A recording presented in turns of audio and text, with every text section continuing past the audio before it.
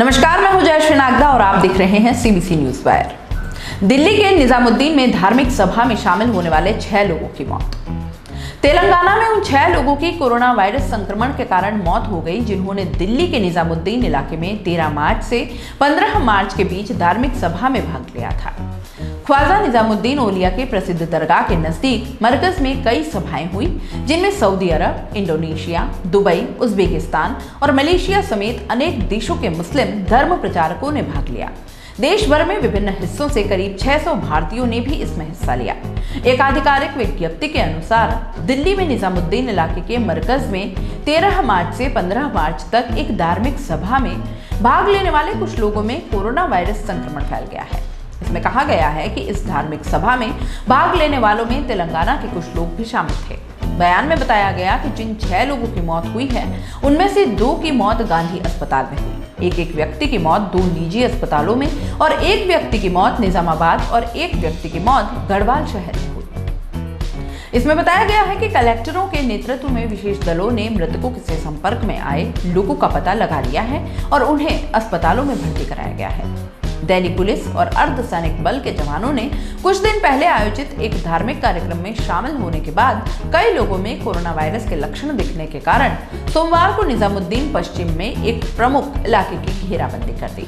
अधिकारियों ने बताया कि इंडोनेशिया और मलेशिया समेत अनेक देशों के 2000 से अधिक प्रतिनिधियों ने 1 से 15 मार्च तक तबलीगी जमात में भाग लिया था।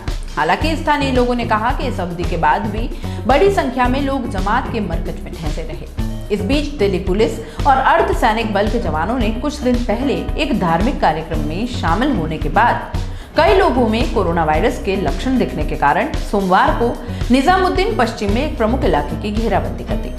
बयान के अनुसार तेलंगाना सरकार ने कार्यक्रम में भाग लेने वाले लोगों से प्राधिकारियों को इसकी जानकारी देने को कहा है। सरकार उनकी निःशुल्क जांच एवं उपचार करवाएगी। हालांकि संयुक्त पुलिस आयुक्त देवेश श्रीवास्तव ने कहा कि तबलीगी जमात में करीब 300 से 400 लोगों ने भाग लिया था।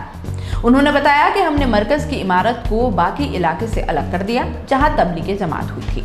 हम स्वास्थ्य विभाग को लोगों की जांच के लिए निकालने में मदद कर रहे हैं। एक अन्य वरिष्ठ पुलिस अधिकारी ने कहा कि संस्थान को निषेधाज्ञा का उल्लंघन करने के मामले में नोटिस जारी किया गया है। पुलिस के एक वरिष्ठ अधिकारी ने कहा कि जब हमें पता चला कि इस तरह का आयोजन किया गया था तो हमने उन्हें कोरोना वायरस का प्रसार रोकने के लिए लागू बंद के तहत निषेधाज्ञा और लगाई गई पाबंदियों का उल्लंघन करने के लिए नोटिस दिया। पूरे इलाके का घेराव कर लिया गया है, जिसमें तबलीगी जमात का मुख्यालय और आवास शामिल है। पुलिस किसी तरह के उल्लंघन पर नजर रखने के लिए ड्रोन का इस्तेमाल कर रही है। लोगों को पृथक केंद्रों तक ले जाने के लिए बसों को तैयार रखा गया है। इलाके के होटलों को भी सील कर दिया गया है जिनमें जमात के लोग ठहरे थे। समाचार एजेंसी ANI के मुताबिक मरकज से लोगों को अस्पतालों और क्वारंटाइन केंद्रों में भेजने का सिलसिला जारी है। अब तक तकरीबन 1034 लोगों को यहां से शिफ्ट किया गया है। इनमें से 334 लोग अस्पताल में भर्ती कराए गए हैं, जबकि 700 लोगों को क्वारंटाइन सेंटर में रखा गया है। इंडियन एक्सप्रेस की रिपोर्ट के अनुसार तेलंगाना में इन लोगों की मौत के अलावा आंध्र प्रदेश, तमिलनाडु, अंडमान द्वीप समूह, कश्मीर और उत्तर प्रदेश में कोरोना वायरस के कुछ मामले इस धार्मिक सभा से जुड़े हुए हो सकते हैं। इस बीच आंध्र प्रदेश स्वास्थ्य एवं परिवार कल्याण मंत्रालय ने बताया है कि दिल्ली के निजामुद्दीन इलाके में हुई धार्मिक सभा में शामिल लोगों में से 17 अन्य में कोरोना वायरस के संक्रमण का पता चला है।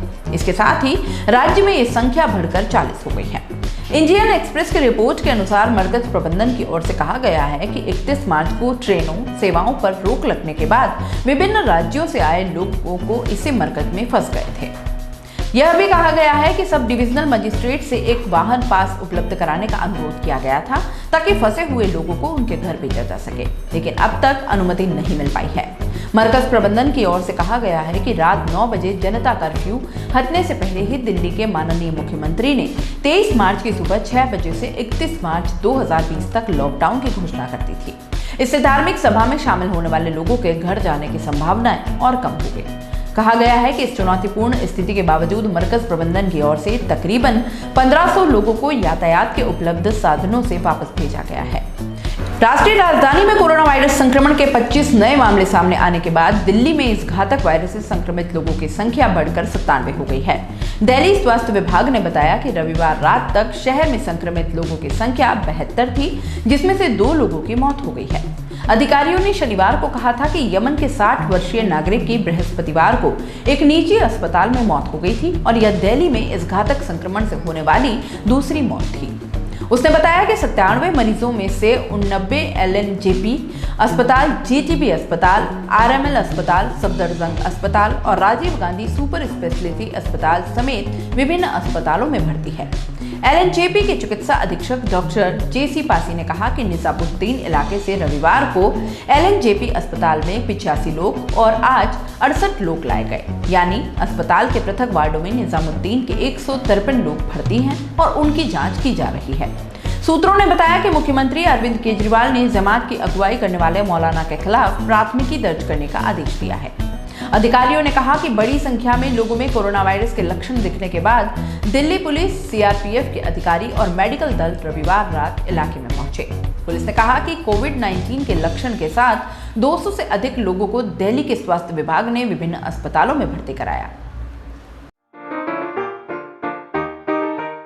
अगर आप YouTube पर देख रहे हैं तो CBC न्यूज़ वायर का चैनल सब्सक्राइब करिए, पास में दिख रहे बेल आइकन को भी दबाइए ताकि जब भी हम आपके लिए कोई खबर, कोई जानकारी लेकर आए तो सबसे पहले आपके पास नोटिफिकेशन पहुंचे। अगर आप Facebook पर देख रहे हैं तो CBC वायर का पेज लाइक करिए। अगर आप Instagram पर देख रहे हैं तो आप हमें फॉलो कर सकते हैं।